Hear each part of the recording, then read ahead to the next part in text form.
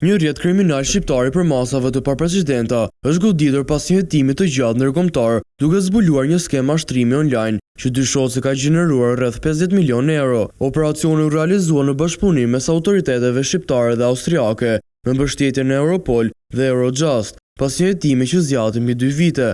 Sipas raportimeve të medias greke Prothema, një pjesë e madhe e viktimave rezultojnë të jenë qytetarë grek, të cilët u mashtruan përmes investimeve të rreme në kriptomonedha. Si funksiononte skema?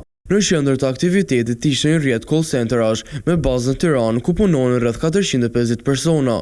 Organizata operonte si një kompani e mirëfillt me strukturë hierarkike dhe role të ndara të qartë. Agjentët telefononin qytetarë në vende të ndryshme të Europës, duke përdorur numra ndërkombëtar të rrem nga Greqia, Belgjika apo Britania. Ata prezantoheshin si këshilltar financiar dhe premtonin fitime të shpejta nga investime në kriptomonedha.